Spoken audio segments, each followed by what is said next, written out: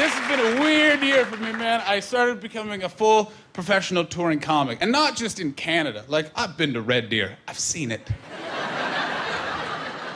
And it's lovely for like 5 minutes, and then you're like, let's get out of here.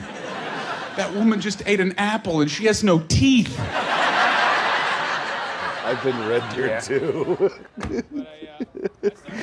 John Hastings, comedian, is here. Where is this show? When was that? That's Comedy Now. That was the last ever Comedy Now. Was my Comedy Now on CTV, season 15. The last ever show. Now it's gone. Good for you. You're back in town.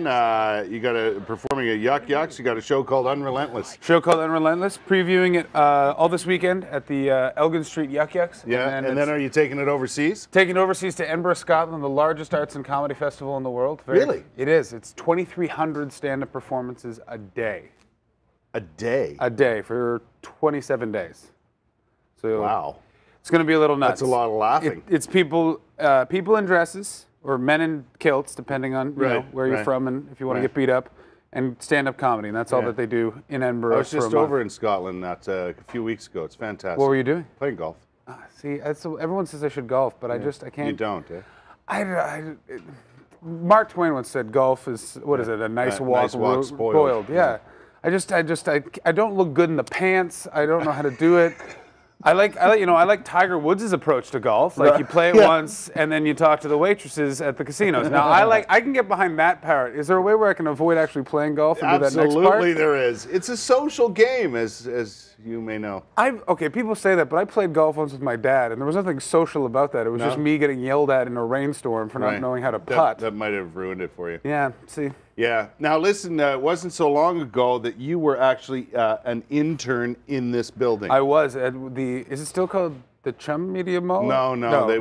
It's Big Daddy Bell. It's Big Daddy. Yeah. This building, many, many years ago, when I was a young high school student, I worked for the Team 1200. Yes. Upstairs, and I was an intern. Yes. And that basically means, for those of you who've never worked in media, being the intern means you do everything nobody wants to do.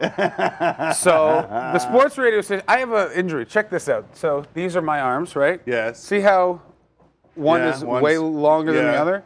That happened because Team 1200 had a feud going with another radio station that's in this building that involves talking on an AM station. Right. And so what would happen was that radio station really liked the cookies that they're made here in the commissary. Yes. So the team would make me run down and buy all the cookies before the other guys could get them. And it was during a rainstorm, so I was at the top of the escalator, and then I ran, and I flew and fell completely over the escalator and landed. Right. Still had to get the cookies and was asked why was I late and why am I out of breath. And then I told them what happened, and then they played the security footage for the next 3 months of my internship. Really? Welcome to media, everybody. Yeah, exactly. That's very interesting. No prisoners here. Yeah. That's for sure. Anything for a story. Yeah, yeah. What else? What else is do you think about when you think about Ottawa and doing comedy shows here? I love doing comedy in Ottawa. It's a really great audience. Everyone here is very smart and intelligent. As you saw from that clip, being a Canadian comedian, you don't get to choose where you go. 6 weeks ago, I was in a town in southern Ontario called Hill. It was flat. Hill? Hill. And I asked, well, what'd you call it Hill? Our founder was William Hill. Hillstown, everybody. It's very easy. It's supposed to be melting my mind. Hillburg. Yes. All those things. And they just called it Hill. There's what Hill. William. That would have been a more appropriate name.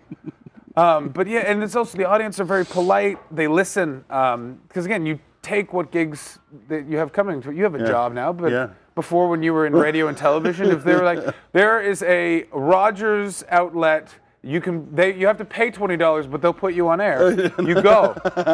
So, like, for example, I recently worked in it's a health. Let's say I don't know what I can say, but it was a health clinic in Toronto where you can buy certain herbs that are medicinal purposes. Gotcha. And I was performing there, and there were 8 people in the front row asleep. And I don't mean like they just nodded off, like dead to the world asleep. Right. And I went to go wake them up because I'm like, this is kind of disrespectful. And the guy who ran the place yelled, "No, John, let them sleep, man. It's not that you're not funny. It's that your voice is soothing." Hear the soothing tones of John Hastings. You're at Yuk Yuks tonight and tomorrow. Yuk Yuks on Elgin Street tonight and tomorrow. Go to the website www.yukyuks.com for ticket information. I probably should have given out the phone number, but I forgot to write it That's down. okay. It was on the screen. Yes, it was. Thanks, John. Good to have you, my friend. Thanks very Good much, to see you. Chris. Thanks for coming. Cheers.